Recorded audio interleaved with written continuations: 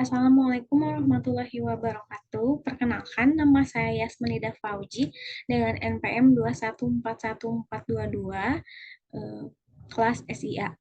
Video ini saya buat untuk pemenuhan ujian tengah semester pada matkul Research Method. Langsung saja, di sini judul yang saya ambil untuk deskripsi yaitu analisis pengaruh sistem informasi terhadap efisiensi dan akurasi manajemen persediaan barang masuk dan keluar pada online shop via store.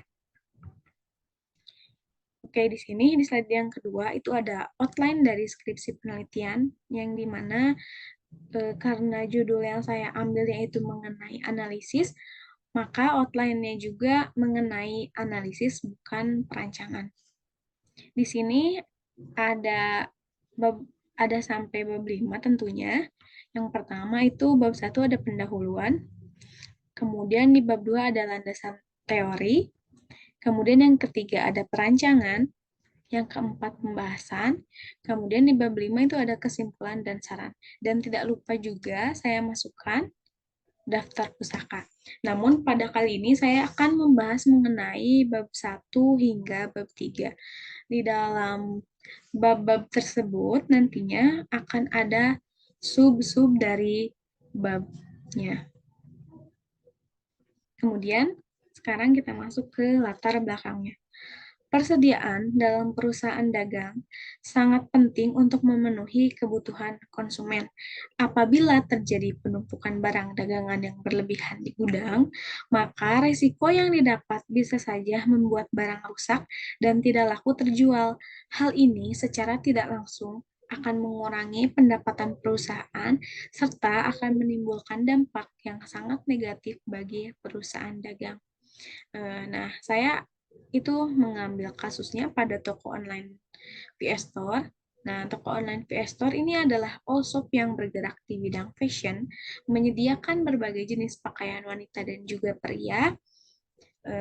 Pada toko online shop VS Store, masih sering terjadi dijumpai beberapa kendala, yaitu jumlah data persediaan yang tidak balance dan tidak ada pengarsipan dokumen masuk dan keluarnya di gudang. Kemudian di sini ada identifikasi masalahnya. Setelah saya teliti, di dalamnya itu ada 2 masalah yang bisa saya ambil, yaitu yang pertama, sering terjadinya ketidaksamaan data dalam melakukan perhitungan stok barang masuk dan keluar antara data stok yang ada pada sistem dan stok fisik yang ada di gudang. Kemudian masalah yang kedua yaitu sistem informasi yang digunakan oleh VS Store mempengaruhi efektivitas dalam pengelolaan manajemen persediaan mereka. Nah, lalu rumusan masalahnya juga ada 2, karena kita lihat identifikasi masalahnya tadi ada 2, maka rumusan masalahnya juga ada 2.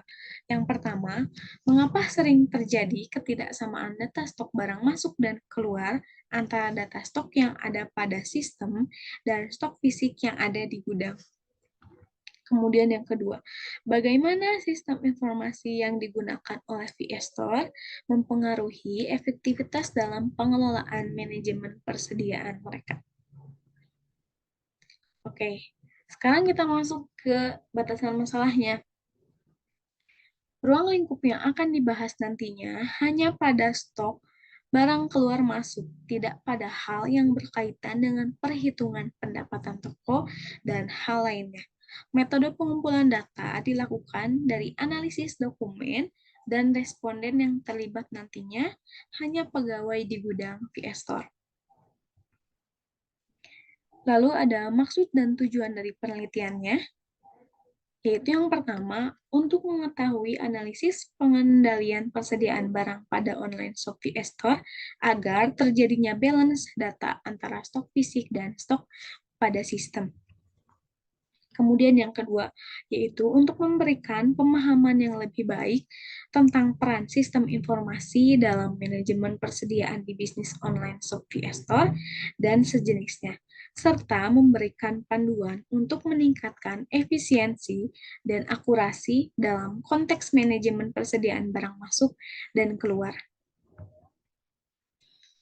Nah, kemudian di sini ada waktu dan tempat. Untuk waktunya itu periodenya akan fokus berlangsung selama beberapa minggu. Jadwal penelitian yang mencakup yaitu tahap-tahap penelitian seperti pengumpulan data, analisis data, dan penulisan skripsi. Kemudian untuk tempatnya itu berlokasi di gudang online Shopee Store yang berada di Jalan Taman Koko Indah 2, Blok F2 sampai F3, Kabupaten Bandung. Namun, penelitian hanya akan berfokus pada operasi daring mereka. Gudang penyimpanan tersebut nantinya akan menjadi subjek dari penelitian yang saya lakukan.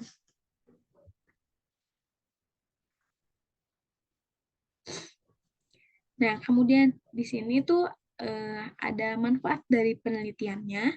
Yang pertama itu ada dari perusahaan. Melalui penelitian ini, perusahaan akan mengetahui tentang bagaimana sistem informasi mempengaruhi efisiensi dalam persediaan barang. Perusahaan juga nantinya dapat mengambil tindakan untuk mengoptimalkan sebuah proses. Kemudian, ada manfaat penelitian bagi akademis. Penelitian ini dapat menjadi sumbangan berharga terhadap literatur ilmiah dalam bidang manajemen persediaan sistem informasi dan e-commerce. Juga, penelitian ini dapat menjadi dasar untuk penelitian yang lebih lanjut dan memotivasi mahasiswa, peneliti, dan akademisi untuk menjelajahi aspek-aspek dalam bidang ini. Kemudian yang terakhir yaitu manfaat bagi halayak umum ya, yaitu penelitian ini dapat menginspirasi orang-orang yang tertarik dalam dunia bisnis. Penelitian ini membantu meningkatkan kesadaran tentang kompleksitas dan tantangan yang dihadapi dalam bisnis e-commerce. Juga ini dapat membantu masyarakat umum memahami pentingnya teknologi informasi dan sistem informasi dalam ekonomi digital. Kemudian kita masuk ke bab 2 yang tadi yang saya paparkan merupakan isi dari bab 1 dan juga sub-sub babnya. Nah, kita masuk ke bab 2 yaitu mengenai tinjauan pustaka kajian. Di sini saya hanya mengambil 3 definisi yang sangat menggambarkan dari penelitian yang saya ambil. Untuk lebih lanjutnya ada di paper yang saya buat. Langsung saja ke pengertian dari sistem informasi. Apa sih sistem informasi ini? Yaitu sebuah sistem yang saling berhubungan untuk melakukan suatu proses, yaitu mengumpulkan dan mengolah informasi untuk apa? Untuk membuat suatu keputusan.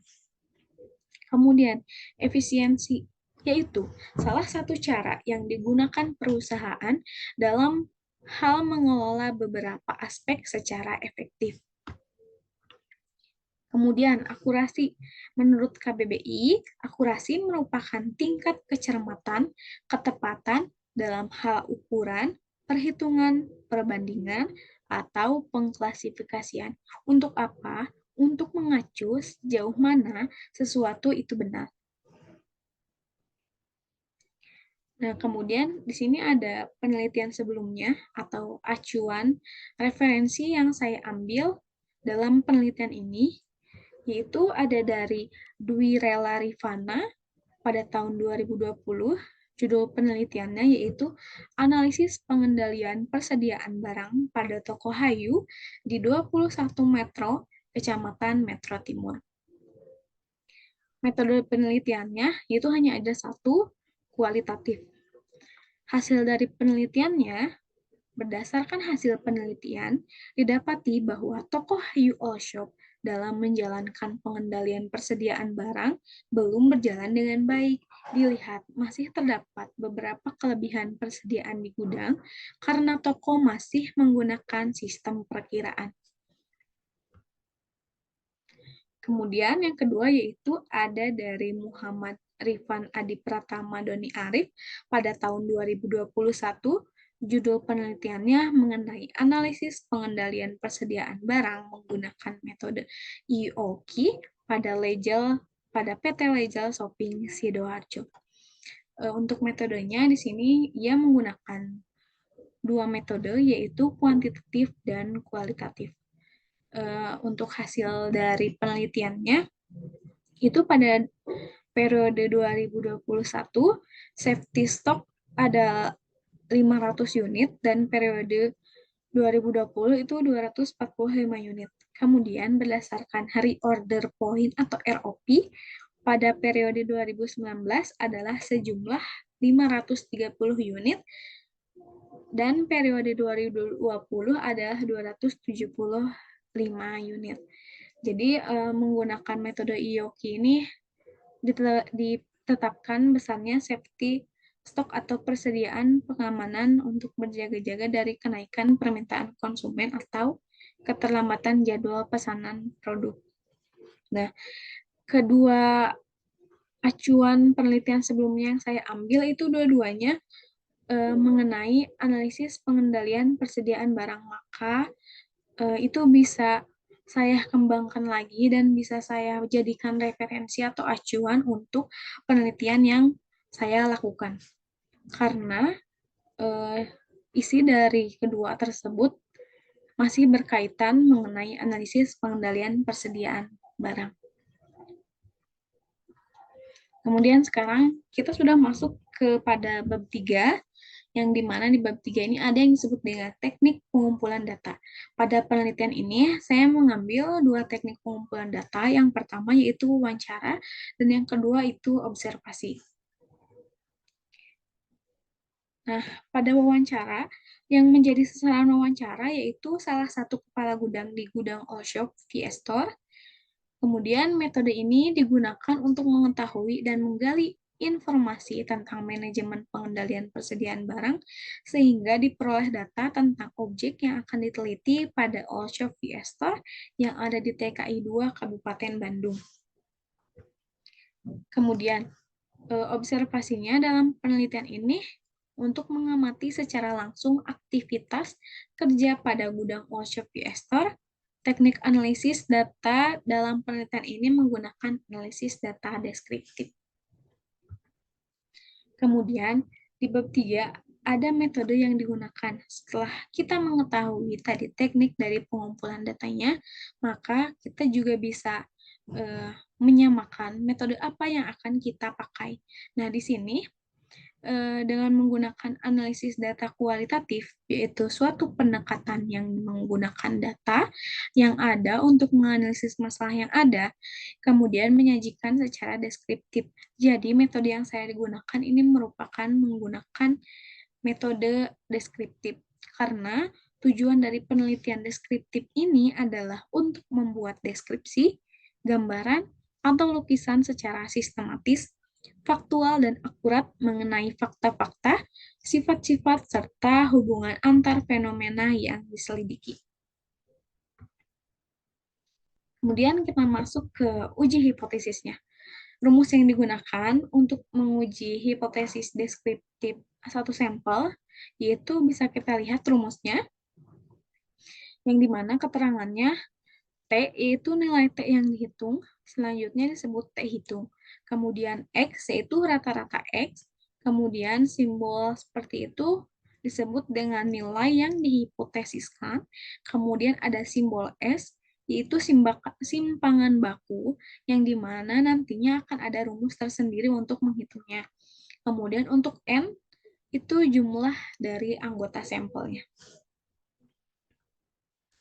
Kemudian, berdasarkan perhitungan, maka hasil yang didapat variabel sistem informasi persediaan barang atau X itu memiliki nilai minimum sebesar 33,76, kemudian nilai maksimumnya sebesar 82,88, serta memiliki rata-rata sebesar 56,06. Kemudian di variabel pengendalian internal persediaan barangnya itu memiliki nilai minimum sebesar 30,91, lalu nilai maksimumnya sebesar 86,43, kemudian rata-ratanya itu sebesar 56,71. Segitu saja yang bisa saya sampaikan. Karena yang saya bahas hanya dari bab 1 hingga bab 3 saja, maka hasil dan pembahasan yang lebih lanjut akan dijelaskan pada bab 4 mengenai hasil dan pembahasan dari uji hipotesis yang saya lakukan. Mohon maaf bila ada kesalahan, semoga bisa dimengerti. Wassalamualaikum warahmatullahi wabarakatuh.